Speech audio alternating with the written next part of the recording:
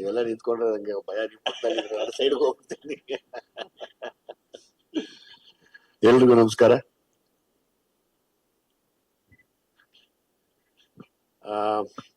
ಮೊದಲೇ ಶುರು ಮಾಡ್ಬೇಕಾದ್ರೆ S9 ಸಾರಿಂದನೇ ಶುರು ಮಾಡಬೇಕು. ಸೈನ್ಸ್ ಎಷ್ಟೇ ಮುಂದುವರಿಲಿ, ಟೆಕ್ನಾಲಜಿ ಎಷ್ಟೇ ಎತ್ತರಕ್ಕೆ ಬೆಳೆದ್ರು ಸಂಬಂಧಗಳು ಅನ್ನೋದು ಹಂಗೆ ಇದೆ. ಅದ್ರಲ್ಲೇನು ಮಾರ್ಪಾಡಾಗಿಲ್ಲ. ಆ ಸಂಬಂಧಗಳ ಮೇಲೆ ಸಿನಿಮಾ ಮಾಡಿ ಸೈ ಅನ್ಸ್ಕೊಂಡು ಇವತ್ತಿಗೂ ಅವರು ಒಂದು 18 ವರ್ಷದ ಹುಡುಗನ್ ತರ ನಿಂತ್ಕೋತಾರೆ ಒಂದ್ ಸೆಟ್ಟಲ್ಲಿ. ಅಷ್ಟೇ ಎನರ್ಜಿಲಿ ಕೆಲಸ ಮಾಡ್ತಾರೆ. ಒಬ್ಬರನ್ನ ಹರ್ಟ್ ಮಾಡಿದ್ ನಾನು ನೋಡಿದ ಇದುವರೆಗೂ. ಹಂಗಾಗಿ ನಾನು ಯಾವಾಗ್ಲೂ ಹೇಳ್ತೀನಿ, ಅಣ್ಣ ಒಂದು ಸಂಬಂಧಗಳ ಮೇಲೆ ಒಂದು ಸಿನಿಮಾ ಮಾಡಿ, ನಾನೇ ಬರ್ತೀನಿ, ದಯವಿಟ್ಟು ಒಂದು ಸ್ಕ್ರಿಪ್ಟ್ ಮಾಡಿ ಪ್ರೆಸ್ ಮುಂದೆನೆ ಹೇಳ್ತಾ ಇದ್ದೀನಿ. ಯಾಕಂದ್ರೆ ನಮ್ದು ಇವತ್ತೇನೇ ಟೆಕ್ನಾಲಜಿ ಮುಂದುವರೆದಿದ್ರು ಅದೇ ಸಂಬಂಧ ಇದೆ, ಅದ್ರದ್ದೇ ಆದ ಬೆಲೆ, ನಷ್ಟ, ಕಷ್ಟ. ಅದನ್ನ ತೆಗಿಯೋದಕ್ಕೆ ನೀವು ಬಿಟ್ರೆ ಇನ್ಯಾರು ಇಲ್ಲ ಇಲ್ಲಿ. ದಯಮಾಡಿ ಒಂದು ಸಿನಿಮಾ ಮಾಡಿ ಅದನ್ನ. ನೀವ್ ಯಾವಾಗ ಹೇಳ್ತೀರ ಅವಾಗ ನಾನು ಓಡ್ ಬರ್ತೀನಿ. ಆಯ್ತಪ್ಪ, ಶ್ರೇಯಸ್ ಬಿಡ್ಬೇಕಲ್ಲ. ಕಿಲಾಡಿ. ಹೌದಾ?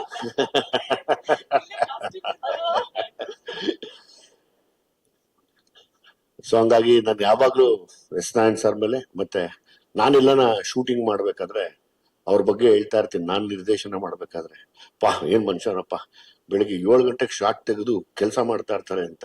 ನಾನು 7 ಗಂಟೆಗೆ ಫಸ್ಟ್ ಶಾರ್ಟ್ ತೆಗೆದು ಕೆಲಸ ಮಾಡ್ತಾ ಇರ್ತೀನಿ. ಅವಾಗ ಹೇಳ್ತೀನಿ, ಅವರೆಲ್ಲ ನಮ್ಮ ಹುಡುಗರು ಕೇಳ್ತಾರೆ, ನಿಮ್ಗೇನ್ ಇಷ್ಟೊತ್ತಿಗೆ ಬಂದು ಶೂಟಿಂಗ್ ಮಾಡ್ತಾರೆ? ನಾನು S9 ಸರ್ ಹತ್ರ ಕಲಿತೆ. ಅದು ಗೊತ್ತಿಲ್ಲಮ್ಮ, ಬೆಳಗ್ಗಿನ ಜಾವ ಬಂದಾಗ ತೆಗೆದಾಗ ಅದೇನೋ ಒಂದು ಮೂಡ್ ಕ್ರಿಯೇಟ್ ಆಗತ್ತೆ. ಅದ್ ನಮ್ಮನ್ನ ಬಿಟ್ಕೊಡೋದೇ ಇಲ್ಲ. ಅಂದ್ರೆ ಆ ಬಿಸಿಲು ಹೆಂಗ್ ಬೆಳಗತ್ತೋ ಹಂಗ್ ನಮ್ದು ಬೆಳಗ್ತಾ ಹೋಗುತ್ತೆ. ಸೊ ಹಂಗಾಗಿ ನಾನ್ ನಿಮ್ಮಿಂದ ಕಲ್ತಿರೋ ದೊಡ್ಡ ಪಾಠ ಅದು. ನಾನು ಎಲ್ಲೇ ನಿರ್ದೇಶನ ಮಾಡಿದ್ರು ಅದನ್ನ ಬಿಡೋದಿಲ್ಲ. ಸಿನಿಮಾ ಬಗ್ಗೆ ಅಣ್ಣ ಹೇಳ್ದಂಗೆ ಒಂದು ಫ್ಯಾಮಿಲಿ ಕುತ್ಕೊಂಡು ನೋಡುವಂತ ಒಂದು ಅದ್ಭುತವಾದ ಸಿನಿಮಾ. ಯಾಕಂದ್ರೆ S9 ಸರ್ ಯಾವಾಗ್ಲೂ ಯಾವ ಕೆಟ್ಟ ಸಿನಿಮಾಗಳು ತೆಗ್ದಿಲ್ಲ. ಎಲ್ಲೂನು ಒಂದು ಸಂದೇಶ ಇರುವಂತ ಸಿನಿಮಾಗಳೇ ತೆಗಿತಾರೆ. ಅದ್ರಲ್ಲಿ ನನ್ಗೆ ಇಷ್ಟ ಆಗಿದ್ದೆ ಇದೇ ವಿಷಯಕ್ಕೆ. ಅವರು ಒಂದು ಸಂದೇಶ ಇದೆ, ಇವತ್ತಿನ ಜವಾಬ್ದಾರಿ ಇದೆ, ಪೋಷಕರ ಬಗ್ಗೆ ಒಂದು ಗಮನ, ಪೋಷಕರಿಗೆ ಮಕ್ಕಳ ಮೇಲೆ ಒಂದು ಗಮನ ಇರಲಿ ಅನ್ನೋರು. ಅವರು ಸಹ ಖಂಡಿತವಾಗ್ಲೂ ಒಂದು ಸಿನಿಮಾ ನೋಡಿ, ಎಲ್ರೂ ನೋಡಿ. ಆಮೇಲೆ ಹೀರೋ ನಮ್ಮ ಶ್ರೇಯಸ್, ನನ್ಗೆ ಈ ಪಾತ್ರ ಮಾಡ್ಬೇಕು ಅಂದಾಗ S9 ಸರ್ ಅಂದ ತಕ್ಷಣ ನಮ್ಗೇನ್ ತೊಂದರೆ ಇಲ್ಲ. ಅಲ್ಲಿವರೆಗೂ ಮಂಜು ಅವ್ರು ಹೊಡೆದಾಡ್ತಾ ಇದ್ರು. ಇವರು ನಮ್ಮ ರಮೇಶ್ ಅವ್ರು ಅಷ್ಟೇ ಕೈ ಕಟ್ಕೊಂಡು ನಕ್ಕೊಂಡು ಗೊತ್ತೇ ಆಗಲ್ಲ. ನಾನು ಒಂದೇ ಕೇಳ್ಕೊಳ್ಳೋದು, ಮಂಜಣ್ಣ ಅವರೇ, ದಯಮಾಡಿ ಪ್ರಮೋಷನ್ನ ತುಂಬಾ ದೊಡ್ಡ ಮಟ್ಟಕ್ಕೆ ಮಾಡಿ. ನಿಮ್ಮ ಆಸೆ, ಕನಸು ಎಲ್ಲ ನಾನು ಅಪ್ರಿಶಿಯೇಟ್ ಮಾಡ್ತೀನಿ. ಪ್ರಮೋಷನ್ ದೊಡ್ಡ ಲೆವೆಲ್ ಮಾಡಿ. ಇವತ್ತು ನೀವು ಪ್ರಮೋಷನ್ ಮಾಡದೆ ಹೋದ್ರೆ ಯಾರು ಸಿನಿಮಾಗೆ ಬರಲ್ಲ.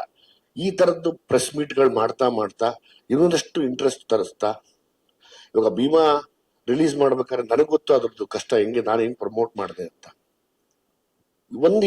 ಒಂದು ಬಿಸ್ನೆಸ್ ಇದೆ ಗಾಂಧಿನಗರದವರು. ಅಂದ್ರೆ ನಾವು ನೀವೆಲ್ಲ ಒಂದೇ ಫ್ಯಾಮಿಲಿ. ನಾನು ನಿಮ್ಮನ್ನ ಒಂದು ಅಣ್ಣನ ಸ್ಥಾನ ಕೊಟ್ಟಿದ್ದೀನಿ, ಹಂಗೆ ಗೌರವಿಸ್ತೀನಿ. ನನ್ಗೊಂದು ರೈಟ್ಸ್ ಇದೆ ನಿಮ್ಮ ಹತ್ರ ಕಿತ್ತಾಡೋದಕ್ಕೆ. ಪ್ರಮೋಷನ್ ಮಾಡಿ ಚೆನ್ನಾಗಿ. ನೀವೆಷ್ಟು ಪ್ರಮೋಟ್ ಮಾಡ್ತೀರೋ ಅಷ್ಟು ಜನ ಬರ್ತಾರೆ. ಯಾಕಂದ್ರೆ ಒಳ್ಳೆ ಸಿನಿಮಾಗಳು ಬಂದಿಲ್ಲ. ನಾನು ಇವತ್ತು ಹೇಳೋದಂದ್ರೆ, ಒಂದು ಸೂಪರ್ ಹಿಟ್ ಆಗುವಂತ ಒಂದು ಫ್ಯಾಮಿಲಿ ಸಿನಿಮಾ ಕಳ್ಕೊಳ್ಳೋದು ನಿಮ್ ಕೈಯಲ್ಲಿದೆ, ಉಳಿಸ್ಕೊಳ್ಳೋದು ನಿಮ್ ಕೈಯಲ್ಲಿದೆ. ಅದು ಪ್ರಮೋಷನ್ ಇಂದ ಮಾತ್ರ ಸಾಧ್ಯ. ನಾನು ಇವತ್ತು ಹೇಳಿದೆ ಅಂತ ಈಗ ನೀವು ಟೆಂಪ್ಟ್ ಆಗಿ ಇಲ್ಲ ಅದ್ ಮಾಡ್ಬಿಡ್ತೀನಿ ಇದ್ ಮಾಡ್ಬಿಡ್ತೀನಿ ಅಲ್ಲ, ದಯವಿಟ್ಟು ಮಾಡ್ಬೇಡಿ. ನಮ್ಗೆಲ್ಲದಕ್ಕಿಂತ ಹೆಚ್ಚಾಗಿ ನೀವೇನ್ ಮಾಡ್ಬಿಟ್ರಿ, ಇಬ್ರು ರಾಕ್ಷಸರಿಗೆ ಕಡಿಮೆ ಊಟ ಕೊಟ್ಬಿಟ್ರಿ. ನಮ್ಮ ಆಸೆ ನಿಮ್ ಮಗ ಚೆನ್ನಾಗಾಗ್ಲಿ ಅಂತ, ಅವನೊಂದು ತುಂಬಾ ದೊಡ್ಡ ಸ್ಟಾರ್ ಆಗ್ಲಿ ಅನ್ನೋ ಆಸೆ ಇದೆ. ತುಂಬಾ ದೊಡ್ಡ ಮಟ್ಟಕ್ಕೆ ಪ್ರಮೋಷನ್ ಮಾಡಿ, ತುಂಬಾ ಒಳ್ಳೆ ಸಿನಿಮಾ ಆಗತ್ತೆ. ಇದು ಒಳ್ಳೆ ವಿಷಯ ಇದೆ.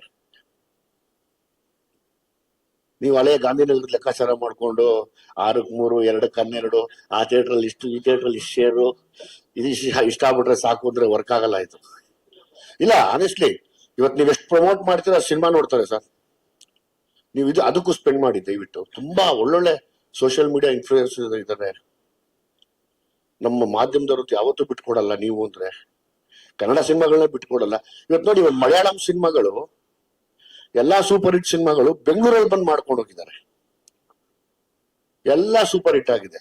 ಹಂಗಾರೆ ನಾವು ಬೆಂಗಳೂರಲ್ಲಿ ಇದ್ದು ನಾವೇ ಏನು ಮಾಡ್ತಿಲ್ಲ, ಬಿಕಾಸ್ ಪ್ರಮೋಷನ್ ಇರ್ಬೋದು ಅಂತ ನನ್ಗನ್ಸ್ತಾ ಇದೆ. ಅವ್ರಿಗೆ ಬೆಂಗಳೂರು ತುಂಬಾ ಒಳ್ಳೆ ವಾಸ್ತು ಆಗ್ಬಿಟ್ಟಿದೆ ಇವತ್ತು. ನನಗೆ ಒಂದು ಸ್ಯಾಟಿಸ್ಫ್ಯಾಕ್ಷನ್ ಏನು ಅಂದ್ರೆ, ಒಂದು ಒಳ್ಳೆ ಕಥೆಗೆ ನಾನೊಂದು ಒಳ್ಳೆ ಪಾತ್ರ ಮಾಡಿದೀನಿ ಅಂತ. ಬಟ್ ನಮ್ಮಿಬ್ಬರಿಗೂ ಅದಿಲ್ಲ. ಅಣ್ಣ ಇನ್ನೇನೋ ಬೇರೆ ಏನೋ ಮಾಡೋಣ, ಇನ್ನೊಂದೇನೋ ಹುಟ್ಟಾಕಿ ಆಕ್ಟ್ ಮಾಡ್ಬೇಕು ಅಂತ. ಹಾಗೆ ಇನ್ನ ಬೃಂದ ಅದ್ಭುತವಾದ ಕಲಾವಿದೆ. ಅಣ್ಣ ಹೇಳ್ದಂಗೆ ಎಲ್ಲೂ ತಾನು ಒನ್ ಮೋರ್ ಮಾಡಿ ನಾನು ನೋಡ್ಲಿಲ್ಲ. ಮತ್ತೆ ತುಂಬಾ ಡೀಸೆಂಟ್ ಆಗಿ ಸೆಟ್ ಅಲ್ಲಿ ತಾನು ಆಯ್ತು, ತನ್ನ ಕೆಲಸ ಆಯ್ತು ಅಂತ ಗಮನ ಇಟ್ಟು ಮುಂದುವರೆದಂತ ಒಂದು ಒಳ್ಳೆ ದೊಡ್ಡ ನಟಿ ಆಗ್ತಿ ಕಣಪ್ಪ ನೀನು. ಒಳ್ಳೇದಾಗ್ಲಿ ನಿನ್ಗೆ, ಗಾಡ್ ಬ್ಲೆಸ್ ಯು. ಇನ್ನೇನು ಶ್ರೇಯಸ್ ಅವ್ರ ಬಗ್ಗೆ ಅಂತೂ ಮಾತಾಡಂಗಿಲ್ಲ. ಎಷ್ಟು ಬೈತೀವನಲ್ಲ ಮನೆಗೆ ಹೋದ್ಮೇಲೆ. ಏನ್ ಗುರು ಪರವಾಗಿಲ್ಲ, ಏನ್ ಬೈತೀಯ ಅಂತ ಹೇಳು. ಏನ್ ಬೈತಾರ ನಿಮ್ಮಪ್ಪ? ಏನಿಲ್ಲ, ಬೈಯಲ್ಲ ಅಂತಾದ್ರೂ ಹೇಳಪ್ಪ, ಇಲ್ದಿದ್ರೆ ರಾಂಗ್ ಇನ್ಫಾರ್ಮೇಶನ್ ಹೋಗತ್ತೆ. ಇನ್ ದಾಸ್ ಅವ್ರ ಬಗ್ಗೆ ಏನ್ ಖುಷಿ ಅಂದ್ರೆ, ಅವ್ರು ಇಷ್ಟು ಎಕ್ಸ್ಪೀರಿಯನ್ಸ್ಡ್ ಆಗಿ ಇವತ್ತಿಗೂ ಅದೇ ತರ ಕೆಲಸ ಮಾಡ್ತಾ ಇದಾರೆ. ಆಮೇಲೆ ಇವ್ರಿಬ್ಬರು ಕಾಂಬಿನೇಷನ್ ಅಂದ್ರೆ ಬೇರೆ ತರದ್ದೇ ಒಂದು ಅನುಭವ ಅಂತ ಕೊಡ್ತಾರೆ ಸ್ಕ್ರೀನ್ ಮೇಲೆ. ಸೊ ಹಂಗಾಗಿ ಇಡೀ ತಂಡಕ್ಕೆ ಎಸ್ ನಾರಾಯಣ್ ಸರ್ಗೆ ದಯಮಾಡಿ ಒಂದು ಒಳ್ಳೆ ದೊಡ್ಡ ಸ್ಕ್ರಿಪ್ಟ್ ಮಾಡಿ. ಕಾಯ್ತಾ ಇದ್ದೀನಿ ನಾನು. ಮಂಜು ಸರ್ ಬನ್ನಿ ದಯವಿಟ್ಟು ನೀವು. ಬಹುಶಃ ರಮೇಶ್ ಯಾದವ್ ಅವರೇ, ದುನಿಯಾ ವಿಜಯ್ ಅವರು ಫಿಲ್ಟರ್ ತೆಗೆದು ಮಾತಾಡಿದ್ದಾರೆ. ಯಾಕಂದ್ರೆ ಇದು ನಮ್ಮ ಕುಟುಂಬ, ನಮ್ಮ ಕುಟುಂಬ. ಪ್ರಮೋಷನ್ ಮಾಡಿದವರು ನಾನ್ ಬಿಡಲ್ಲ. ಎಸ್, ಇವಾಗ ನೋಡಿ ಬಾಯಿಗೆ ಬಂದಿದ್ದಾರೆ ಹೇಳ್ಬಿಡ್ತಾರೆ.